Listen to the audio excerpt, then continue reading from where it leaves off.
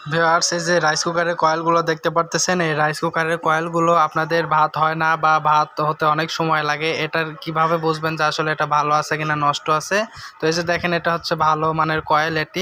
এটি হচ্ছে 1000 ওয়াটের কয়েল। এই কয়েলটি কিন্তু ভালো আছে, ঠিক আছে। এটা হচ্ছে নতুন কয়েলটা আপনাদেরকে দেখাচ্ছি।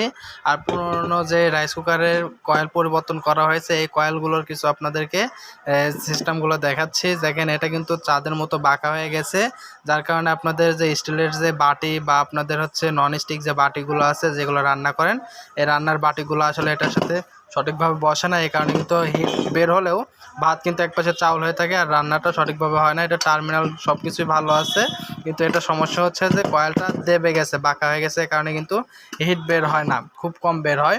আর এটা হচ্ছে 1.8 লিটার রাইস কুকারের কয়েল। এটাও কিন্তু সেম পজিশনের উপরে কিন্তু ভালো আছে। আর ভিতরে বাইরের যে সাইডটা আছে, বাইরের সাইডটা কিন্তু একদম, এই যে দেখেন কয়েলের যে বিট রয়েছে, কয়েলের যে মেন কয়েল, এই কয়েলের যে বিট, এই বিটটা কিন্তু বের হয়ে আসছে, যার কারণে কিন্তু উপর দিয়ে হিট বের হওয়ার কথা, কিন্তু উপর দিয়ে হিট বের না হয় কিন্তু এই পিছন সাইড দিয়ে কিন্তু হিটটা বেশি বের হচ্ছে। এই কারণে কিন্তু ভাত রান্না হচ্ছে না, আরেক পাশে ভাত হচ্ছে, আরেক পাশে কিন্তু হচ্ছে না, বা এটা কিন্তু হিটই হচ্ছে না। অনেক সময় আছে কয়েলের লাইনটা বিচ্ছিন্ন হয়ে যায়। আবার এটা কিন্তু আছে, দেখেন ভাত হবার আগে লাইন উঠে যায়, এটার ম্যাগনেটটাও কিন্তু নষ্ট। এটাও সেম বরাবর, এটা কিন্তু মাঝখানে ঢেউ হয়ে গেছে, মানে আঁকা বাঁকা হয়ে গেছে, যার কারণে এটা কিন্তু আসলে ভাত সঠিকভাবে রান্না হয় না। প্লাস এটা কিন্তু আপনাদেরকে যদি দেখায়, এই দেখেন এই নষ্ট হয়ে গেছে, কয়েলটা কিন্তু এক জায়গায় ফেটে গেছে, যার কারণে এই দিক দিয়ে কিন্তু আসলে হিটটা সামনের দিক দিয়ে বের না হতে পেরে পিছনের সাইড দিয়ে বের হচ্ছে। আর এটা কিন্তু রাইস কুকারের কয়েলটা এই কারণে কিন্তু পরিবর্তন করতে হবে।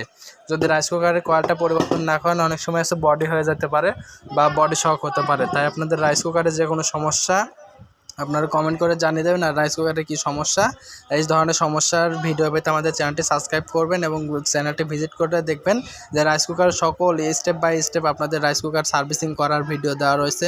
রাইস কুকার কীভাবে রিপেয়ার করবেন, রাইস কুকার সার্ভিসিং রিপেয়ারিং যে সিস্টেমগুলো, সম্পূর্ণ সিস্টেমগুলো আপলোড করা আছে। আপনারা যে দেখে আসবেন যে আপনাদের রাইস কুকারে কী সমস্যা, এই সমস্যা অনুযায়ী আপনারা রাইস কুকারটা কীভাবে সার্ভিসিং করবেন, এ ধরনের ভিডিও আপলোড করা আছে। ধন্যবাদ। ভিডিওটি ভালো লাগলে চ্যানেলটি সাবস্ক্রাইব করবেন, অন্যদেরকে দেখানোর জন্য অবশ্যই ভিডিওটি শেয়ার করবেন। আর আপনার ভালো লাগলে অবশ্যই লাইক করে রাখবেন।